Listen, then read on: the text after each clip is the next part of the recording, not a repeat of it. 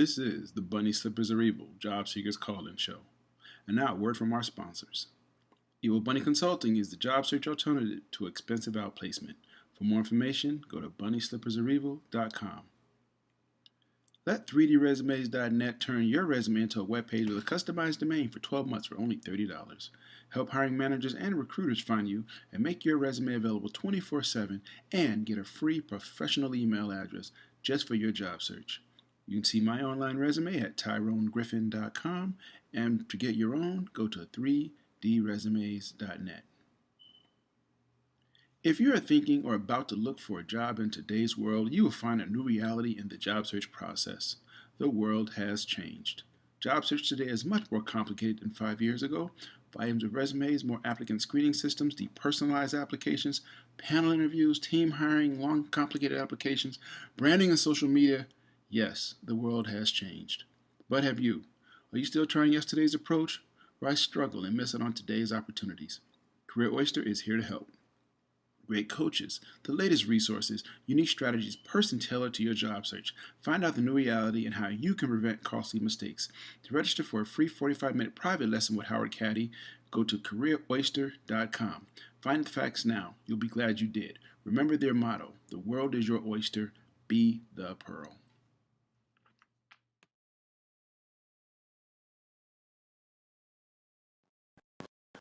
Today is Saturday, October 2016. This is the Bunny Slippers of Evil Job Seekers Call-In Show, presented by Evil Bunny Consulting. I'm your host, Tyrone Griffin, and if it's 3 p.m. and you have on your bunny slippers, you are not looking for a job. Welcome first-time and returning listeners. In this show, we discuss strategies and tactics of job search, staying motivated, and dealing with career transition. For more tips, resources, daily motivations, and to listen to archive shows, go to the website bunnyslippersareevil.com. There you'll also find links to our Facebook page, our Twitter handle, and our YouTube channel. If you're listening live, hit me up on Facebook with a question, either here or however your screen is oriented, and we'll go from there. Thank you again for tuning in. This week's show, I know I said I wasn't going to do a show this week, but some of you know on my Facebook feed I had car trouble. So I'm home. So I threw together a quick show. And we're going to try to get something up. First of all, some of you know, yesterday was my mother's birthday. My mother passed away 10 years ago. And the reason I bring that up is because a question I've been asked, why do I do this show? Why do I do this? And I think I said it before, but if not, I'll say it again. It's because of my mother. My mother was a strong sister. That's why I do the show, because this is something that she would love. You know, my mother, you know, all that stuff. And this is not the topic of the show today, but you know, people say it takes a village to raise a child. A village is nice if you got a village, but if you don't have a village, you get up, you strap yourself up, and you do it yourself. And that's what my mother did. She raised me and my brother. So don't tell me a woman can't raise a boy to be a man, because my mother raised two of us. So anyway, I just wanted to get that out of the way. So this week's going to be show's going to be kind of random. We're going to talk about a lot of different things. So, hey, you got a question, just hit me up. But topics are going to range this week. I just say it right now because I threw it together. I was giving my thoughts, and I just threw some stuff together. First part of it is like the overall topic is being good versus being great. And the first thing about being good versus being great is your attitude. I think about, here's an example I'll give. And for all you people who are not into football, just bear with me a second. A lot of people know that this year they changed the rules of football, and you know, kickoff, if you kick into the end zone, the ball comes out to the 25 instead of the 20. And you know, people didn't like it because, you know, blah blah blah, whatever. But it was one coach who said, you know what, all right, how can we use this? And it's Bill Belichick of the Patriots, and I'm not a Patriots fan at all. I'm not a Bill Belichick fan either, but I give him credit for what he did. He basically figured out, okay, I'll have my kicker kick it to the 5-yard line, and then we go down and get him. And it worked, and everybody was like, wow, why didn't we think of that? And see, and that's the first part of that go-getter mentality, that go-getter attitude. When things happen, when you're in a situation you don't like, you got a few choices. One is you can sit and complain about it, you know, and if you know people to do that, you know, I don't like it, you know, blah, blah, blah, blah, blah. And they complain about the situation, but they never really, you know, that's all they do is complain.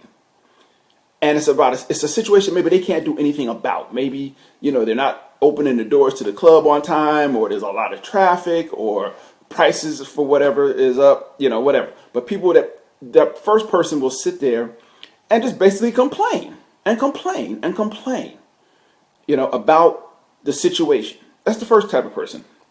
The second type of person says, well, I'm just not going to do nothing. And they shut down and they don't do anything about it. They just sit there and they just get mad because it's not the way they want it to be. Okay. The third type of person is the one that says, all right, how can we use that? This is what Bill Belichick did. Again, I'm not a fan of his, but I give him credit for what he did. He was thinking, okay, how do I do that? And it made me think about it. How many times in life do we come upon a situation and we either complain or we shut down versus we say, all right, how can I use this? And see, in job search, in life, you got to have that mentality. You got to have that, okay, here's a situation. How do I make the best of this situation? How do I use this situation that everybody's complaining about and make it the best to my advantage? You look at all the dot-coms. Everybody, well, not everybody, but a lot of people remember the dot-com bubble from 2000 when a lot of these, pets.com, there was all these different places. And one thing all of those people did, I give them credit for. Maybe their business model sucked, but they were thinking the way of, okay, we got this new platform. We got this new whatever it is. How do I make the best use of this? How do I use it to my advantage? Okay, level playing field. Everybody's got the same internet connection. How do I use this? That's when we started getting things like on home grocery delivery, over the internet. Woo! Think about, we started, Amazon, eBay. These places blew up because somebody was like, okay, how can I use this? See, that's the mentality you got to have. And unfortunately, a lot of people don't have it. And it's not I'm not complaining, it's not that they're stupid, just people, we aren't taught in school to think optimally. Think about how many times people make a good enough decision in life. Decision's good enough versus, well, I don't want to spend the time to make the best decision. I just want to make a decision. I'll just do this. You're going out to eat, and I'll just get that, instead of, okay, what's the best decision? And maybe that's not a good example, but think about, you're going to buy a car. And, you go to your bank and they give you an interest rate of 12%. And somebody says, well, if you go to the credit union, they might be able to beat it. I ain't got time for that. See, and that's the other subject. One other subject I'm talking about is that trading time for money. Okay. We are just not trained as people in general to look for the best decision, to make the best decision. We make the good decision. And, there's a couple of books and things on the topic of, well, good decisions are good enough. Yeah, they get you through life, but sometimes making that little bit of a better decision. Think about how people do with their finances. And see, we're talking about money now. And that's one thing that nobody likes talking about. I thought I was going to jump around this episode because there's a whole lot of things in my head. Money is one of those things nobody wants to talk about until they ain't got none. And it's the wrong time to talk about it when you ain't got no money. The best time to talk about money is when you got money. Think about Black Friday, and you see people lined up outside of Walmart, just trying to get in there to go shopping, open the door. And, it's ridiculous because they've killed people at Walmart. People been trampled to death so that you can get a TV, and it's one of those things. It's like people get caught up in the excitement of it. People get caught up in oh, everybody's going to be there. Let's go out to Walmart. Yeah. They're going to have them same TVs for the next 3 months. They're going to have them same DVDs for the next 3 months. Same price. But, oh, it's so exciting to get out there and do it then. Really? Okay. What gets me about that, and the reason I brought that up, you think about how many of these people, here's what they're counting on. They're going to buy something on Black Friday. And they won't have to pay for it until January, when hopefully they'll have their bonus in hand, their end of the year bonus. So you got people that are buying stuff, literally buying stuff that they ain't got the money to afford. And it's not food, it's not things that they need. They're buying things that they want. Okay, I just want a new big screen TV. Why? Because I just do, you know. Yeah, I just want one. But they're not thinking about retirement. And see, call me boring. Call me boring. When I first started working, I would put, third of my salary went to taxes, couldn't do nothing about that. I would try to put a third of my salary into my retirement. And I would live on a third of my salary. And was it hard? Yeah. Brother didn't take nobody out to dinner for like years. All right. My dating game was weak. I'm gonna tell you point blank, it was weak. All right. But thank God I did that, because later in life, when things happened, if I had not put a lot of money away, I'd be screwed, to put it nicely. Um, but at the time I was doing it, I was trying to talk to people about it. I talked, hey man, my peers, my compadres, 23, 24 years old. What y'all doing? Man, I'm going to Bahamas, man. And I'm not saying don't that they were wrong for doing that stuff, but put something away. It's like people say, well, I may not live to 60. Yeah, it's true. I'm planning to.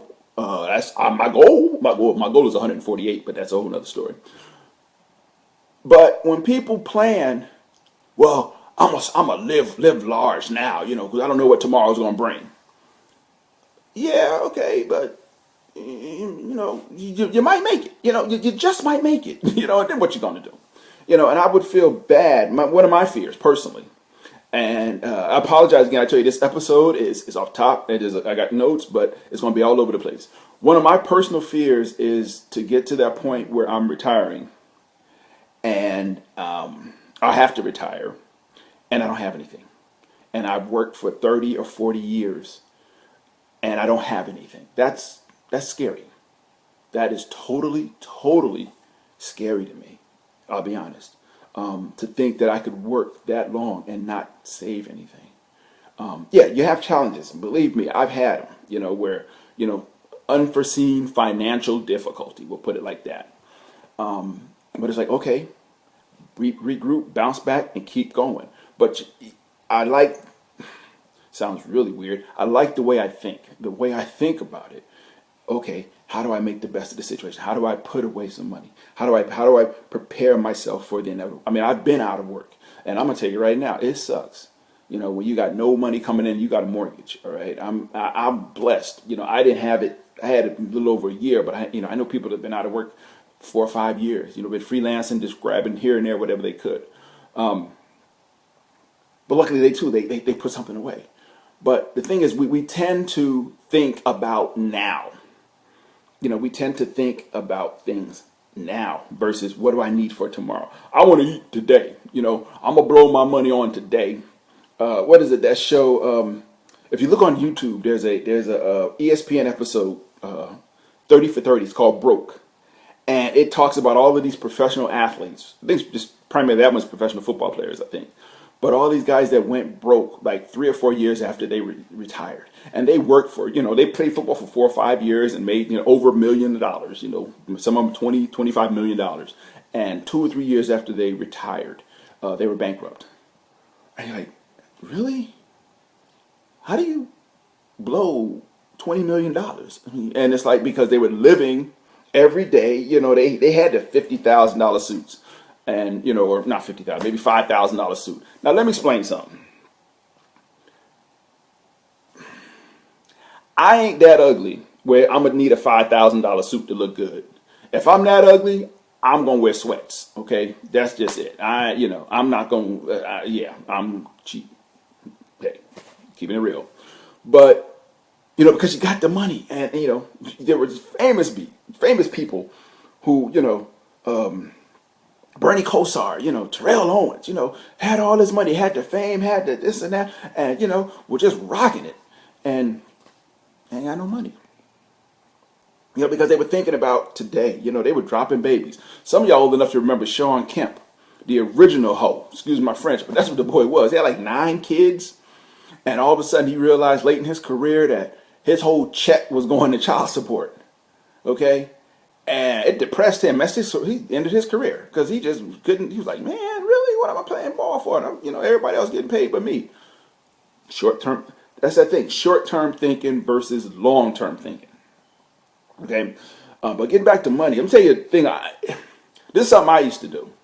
And it's something people still do with their money, with their credit cards. People say, well, be fearful of credit cards, because you can get in trouble. And that is straight up true. You can get in some serious trouble with credit cards.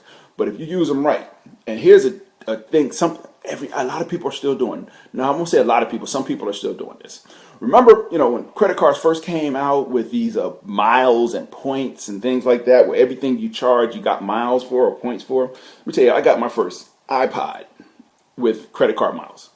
Where it's like I had been charging, boom, and they send you the little book, and it's like Christmas. Oh, this is this much. And, I ended up getting an iPod with that. I got a panini sandwich maker. Ain't never opened it, but I got it with my credit card points. Okay, sitting in my pantry right now. But here's the thing: I have a friend. I know somebody personally. They have a card. I think it's like got Disney dollars on it. So they use it during the year for different things. And when they go on vacation, they got enough Disney dollars to buy their tickets. And them Disney tickets are, $100 a day. They got enough Disney dollars to just pay for all their tickets. And what did it cost them? Nothing. It was a different way of paying for stuff. There was a time when I would take my credit card and pay all my monthly bills for one particular reason, because I got miles for them. Okay? It didn't cost me any extra, but I got miles for it. And then instead of writing 12 checks a month, I wrote one check. All my stuff is paid for. Okay? That's, to me, if you're going to use credit cards, it's like, okay, how do I use them to my advantage? And again, if you do that, if you get the miles, you're not paying any extra. You're paying your monthly bills with your mortgage, whatever. You're getting miles for all that stuff. You're improving your credit. But you got to pay it off into the month. You can't do that and then spend the money on somewhere else. When that credit card statement comes in, right there, pay it off. Have that money available. Say if your monthly bills, including your mortgage, are $2,000 a month, okay? And you can pay it off during the month. Instead of paying off during the month, put the money aside. Oh, got this bill for $80, boom, put $80 in. Got this for $200, put it in there. Got this for this, put it in there. So when that bill, the next month, when that bill comes, you go, okay, here you go, bam, improves your credit. That's your big thing. Set it up with a card that's got no annual fee, and you get miles for it. You get points for it. And then, by the end of the year, you got some serious pointage, or you got some serious miles going on. Okay, that's how, and I don't mean to sound derogatory, but that's how smart people do it. Okay, I got this credit card. How do I use this credit card to make the best of my advantage? Because now you're talking about getting free stuff that again, you go to Disney every year or whatever. You go somewhere every year, or you go fly every year, and it's like all of a sudden, instead of paying $700 for that flight or those tickets, they're free. And it's like, what did I do? Nothing. I paid my bills. It didn't cost, so I got $600 free. That's how you use money. But that's the mentality. Again, it goes back to that mentality, that go-getter mentality of how do I make the best of this situation. Okay. So again, those three kinds of people. You got the complainer, you got the person that shuts down, and then you got that person who's a schemer. But getting back to using time versus money. Here's something funny people do. I tell people, and I'll probably do a show again on using coupons, how to use coupons. Okay, I'm an avid coupon user. I go and get the Sunday paper. Instead of getting it at the store, I go to the people in the parking lot where it's cheaper, and I get 2 copies of the paper, and I take the ads and I do my little thing with them. I'm an advocate for coupons. And people, I ain't got time for some coupons. I ain't got time for that. Then shut up about how much your groceries cost. Plain and simple. Okay, and I'm not exaggerating. I cut my grocery bill in half. I cut it in half. I eat good stuff. I'm talking about stuff with pictures on the label, not just the generic store brands. I eat some good stuff. But there's ways to do it and pay half. But it takes some time. It don't take a lot of time. I mean, I literally spend 5 minutes a week. Say 15 minutes a week doing my coupons. But I've set up my system in such a way that that's what I can do. But it's that idea, not just coupons, it's the idea of time versus money. People would rather spend money than spend time. Not just in coupons. You think about, my nose itches. You think about how many things people don't know how to do. Okay, I'll pay somebody to do that. I'll pay somebody to be my financial advisor, which I'm nothing against financial advisors, but I think it's a big waste of money. But people will pay somebody to be their financial advisor because they don't want to take the time to do the research themselves. Let me tell you something. When I started investing 25 years ago, we had the internet. I couldn't Google nothing. I had to go look that mess up, all right, one by one. So now that I can Google something, you know, but think about how many things in life, and I'm not talking about the manual, just the manual labor things, but think about how many things in life you would rather pay somebody else to do for you that there's no reason you couldn't do yourself. Now, me, I've had to replace a couple of light switches in my house. I paid, my home warranty company, it was $75, every time they come out. And the guy replaced the first one, and I was like, watch him for 3 minutes going, seriously? I just paid you $75 to do that. I ain't gonna ever pay it again. Okay? Electrical is not for everybody. But my point is, we go through life and we happily will pay people so that we don't got to think about it. And particularly with our money. We'll get a mutual fund. Okay, we'll put a mutual fund in, because I don't want to think. I just want to work. The most important thing in life, tangible, is money, because money allows you to do everything else. Okay, so the most important thing you got to work with is money. Okay, understand your money. Okay, understand your money. I ain't got time for that. I don't know about money. You know what? I don't want to understand a lot of things that I do, but I have to, because there's nobody else to do it for me, and I'm too cheap to pay somebody to do it. Okay, I'm point blank. Money is not a big deal. It's just not. But take the time. And here's the thing about learning. Once you learn something once, you know it. So yeah, you might take a couple of hours, spend time and dig in, do some Googling and learn something. Okay, and then you know it. Reverse mortgages. That's one thing that they try to put, with elderly. People don't understand them. How many people take the time to Google it? Don't tell me you don't have time when you got time to sit there with your phone, checking Facebook. You got time to, check your Twitter feed, but you don't have time to invest in yourself. That's what it is. When you learn something, you think, well, that might not be useful. Not today, but it will be tomorrow. Man, my nose itches, man. I apologize, people. My nose is itching. And, I hear people talk about, we learn all this stuff in school that we'll never need. Why do we got to learn this Pythagoras algorithm? Why do we got to learn all of this stuff? Because we'll never need it. And so you understand something about education. Yeah, I'm doing education now. They don't know who's going to need what. That's number one. They don't know who in that class is going to need to know what. So they try to teach everybody some stuff. I'm not saying our education system is perfect. And I'm not even getting into that Creative Commons or whatever, that core thing, Common Core. But people complain, well, why do I got to know this stuff? You may never use it. I've learned stuff in school that I've never used. I had a class called Europe and the Wider World in college. And I learned all about some stuff that I couldn't even remember no more. But the thing is, they don't know who's going to need it, number one. That's the one thing. You don't know who in the class is going to need what, so you teach everybody as much as you can. And number two, if you don't teach, say if we said we're not going to teach Algebra 2 anymore because you don't know if y'all are going to need it. Within 2 generations, nobody would know Algebra 2 because nobody's teaching it. So when you get mad, when young people get mad because they're having to learn stuff that they don't think they'll never ever need, suck it up. Okay, suck it up. You got internet, you got phones, you got calculators. We didn't have none of that. Okay, but we dealt with it because you don't know. I got classmates now that are doing stuff that I'm like, really? You do that? Like, yeah. It's like, wow, I never thought you did. Yeah, I'm glad I had that class in basket weaving or whatever because it helped me out. So somebody's going to teach you something, even if you never think you're going to use it. Sometimes it's better to just shut up and learn it. Because your brain ain't going to get full. You're not going to be all of a sudden, oh, I'm full. Was it Calvin and Hobbes commercial? Kid raised his hand, said, teacher, my brain's full. It's not going to happen. Okay. But it's that, people laugh at me. Okay. I live in the ATL and I got a hour and a half commute every day, 5 days a week,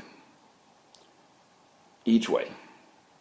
So I'm in the car 3 hours every day. And my coworkers, I could work from home. As a matter of fact, I did a couple of days this week for another situation, but I go in every day. And people look at me like I'm crazy. You're like, dude, really? Why, And my thing is, I use that time in the car to listen to either podcasts or audiobooks, but I fill my brain.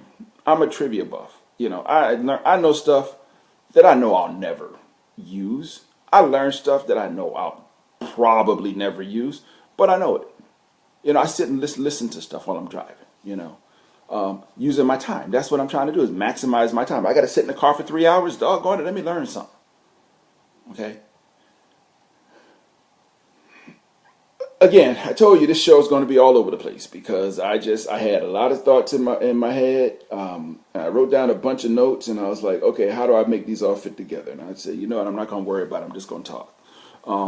But the point is that go back to the original thought was that go-getter mentality. You got to have that. Okay, the way the world is now, you got to get yours. Okay, you got to get yours. Period. And I'm not saying you got to take from somebody else. But you have to, every situation you're in, just ask yourself a simple question. How do I make the best of this situation? Period. How do I make the best of this situation for myself?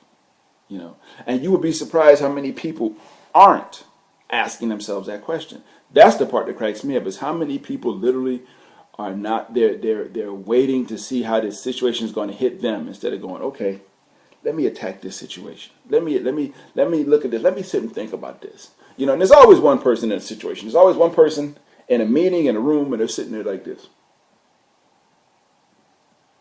And wheels are turning. You see the smoke coming out their ears. They just, And you go, okay, I know what I'm going to do.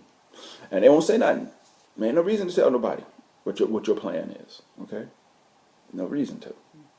But have a plan. Create a plan. Don't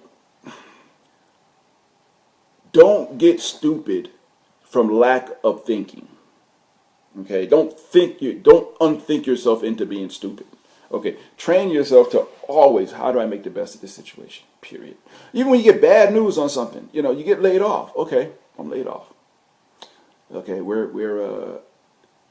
they're shutting down the factory in 2 months. Okay, I got 2 months. Okay, what do I do? Okay, start looking. There'll be people who go out for a drink, and sit and complain about stuff. Yeah, y'all do that. I'm going home to start my job search, okay? Because I got to get something, okay? But that's the thing. You want to have a go-getter mind. You want to be good, be great versus good. The first thing is to have that go-getter mind. That's really the secret, to have that mind. And those people that think like that. Because they're always thinking about something. They're always trying to figure out an angle. They're always trying to figure out, got the side hustle, whatever they got. But they're always trying to figure out how to make the best of a situation. And those are the kind of people you want to hang with. Those are the kind of people you want to go and say, bro, let me just sit here and just watch you think for a minute and listen to how you reason stuff out. Those are the people you want. Okay, those are the people you want to hang with. The people you want to emulate. But more importantly, that's how we want to teach our children to think. Okay, because they're not going to learn that in school. I'm sorry. Nothing against schools, but they're not going to learn that. Okay, when your college offers you a credit card with the school logo, but they've never shown you how to use credit. And I got a degree in finance, and trust me, never a word on credit cards. Okay, but the school will be happy to give you a credit card with the school logo for 29.8% interest. Okay, they ain't out for you. You got to be out for yourself. Okay. Everything you do, you got to think, how do I make the best of this situation? Okay, period. But you got to train our children to do that as well. How to make the best of a situation. Okay, that's all it comes down to in life, is making the best of a situation. If you're out of work, okay, I'm out of work. Let me use this time productively. Let me not sit back. Yeah, you'll have your time. You'll have your downtime. Have downtime. I'm not saying don't have downtime. But what I'm saying is, keep your brain working. I read somewhere that one thing that can help prevent Alzheimer's is an active mind. So keep an active mind. Okay? Yeah, you want to sit out and veg out on Saturday or Sunday watching football, that's fine. But don't get into a habit of constantly being passive mentally. Okay? Think about a problem. One thing I do is, I think about a problem. I got a problem to deal with or something to deal with. Okay, I'll think about it and I'll leave it alone for a while. And my mind is kind of working on it in the background still. So then, I might come back to it a day or two later and look at it again and, I got 3 or 4 options up there that my mind is, been doing. I think everybody's probably like that to some extent, or everybody can be. But that's what I try to do. Is like, okay, I'll always be thinking about, okay, I know in the back of my head, they say in the back of my head, I know I got this situation to deal with. Yeah, because you're working on it. You're thinking about it in the back of your head. You're thinking about this situation that you got to deal with, and your mind is working to make the best of it. So anyway, everybody, thanks guys, people that joined in. Sorry to miss you. This was more of a potpourri show. Just a whole lot of thoughts and things. So. I appreciate you as always. I'm surprised I got through this. I'm going to see Birth of a Nation today. Nice shirt on too. I don't know if it's a good or bad movie, but I feel like I got to go see it because if we don't go see it, they won't make more movies like this. And I've always said I want to go see a Nat Turner movie. Nat Turner movie's on. I'm going to see it. So anyway, everybody, thank you for your patience. Thank you for all your love and joy and peace. So we will talk again next week, guys. Take care. Bye bye.